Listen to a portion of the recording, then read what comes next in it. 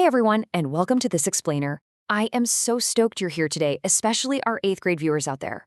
Listen, right now, as you watch this, you aren't just a student scrolling through the web anymore, you are stepping into a totally new role.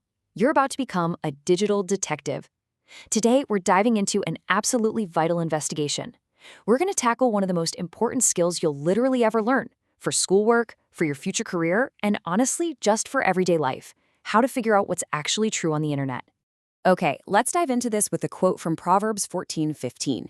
It says, "The simple believes everything, but the prudent gives thought to his steps." You know, this ancient wisdom perfectly captures the modern challenge of navigating our digital world. Think about it for a second.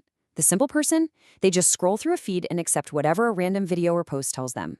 But the prudent person, our wise, careful digital detective, they actually stop, think, and investigate before stepping forward. That ancient wisdom right there, that's going to be our guiding light today. So here's our roadmap for today's explainer. First, we'll look at the internet's trust problem. Next, what is digital credibility? Then, how to check your sources.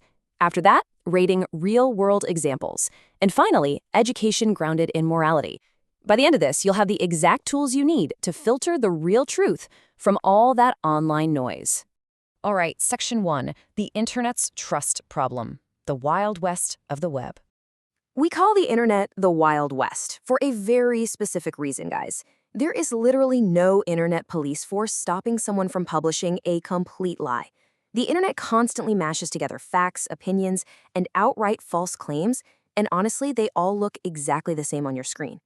A beautifully designed, super professional-looking website might be full of total nonsense, while a plain, boring-looking site might hold the absolute truth. Because anyone with a smartphone or a computer can post whatever they want, the stakes for your personal safety, your decision-making, and your school research are incredibly high. If you don't know how to evaluate this chaotic environment, you might end up citing a completely fake fact in your next big school paper. And we definitely don't want that. Moving on to Section 2. What is digital credibility? Your detective's shield. Put your detective hats on for a second here. What does a credible source actually mean to you? When you hear the word credible, what pops into your head? Well, digital credibility is the quality of a source being trustworthy, reliable, and backed by actual evidence. Notice those words. It isn't just about sounding smart, it's about being backed by reality. This credibility is your primary defense mechanism. Practicing the skill doesn't just help you snag an A on a project today, it builds a lifelong habit of separating the actual truth from the meaningless digital noise of the world. Section 3. How to check your sources. The 3 essential steps. Now, what's really interesting about this slide is that these aren't just abstract ideas. These are the practical, everyday tools you're going to use every single time you evaluate a piece of media. Step 1. Check the author's qualifications. Who actually wrote this? Are they a doctor, a scientist, a historian, or is it just some anonymous account hiding behind a cartoon profile picture? Step 2. Verify with multiple sources. We call this cross-checking. If you read some shocking fact, open a new tab and see if trusted news outlets or educational sites are saying the exact same thing. If literally only one person on the whole internet is claiming it, you've got to be super skeptical. And step 3, check dates and domain. Why does the date matter so much? Because science and history are constantly updating. An article on space from 1998 is going to miss a ton of new discoveries. And the domain matters too, right? Websites ending in .gov or .edu are usually far more reliable than just a random .com. Let's jump into Section 4, rating real-world examples. Time to test those skills.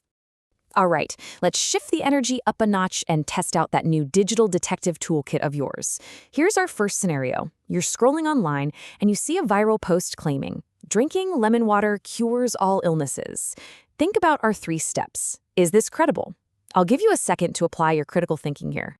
Okay, if you said low credibility, you absolutely nailed it. This fails the test completely. I mean, unless you're a lemon farmer trying to sell off your inventory, you shouldn't trust this. It lacks medical proof, makes a massive, unverified claim, and comes from a random account. Toss this one right out the window. Okay, let's try a trickier one, just to show you that credibility isn't always black and white. Imagine you're researching World War II, and you stumble across a blog written by a middle school history teacher detailing specific tank battles. Is this source completely reliable? This one is actually mixed credibility.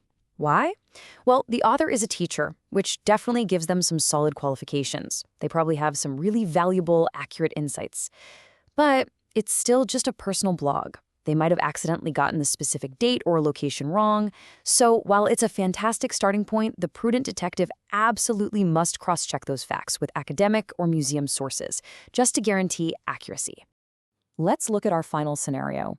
What about an article giving advice on heart health, and you see it's written by a licensed cardiologist, and, get this, it's published directly on the American Heart Association's website?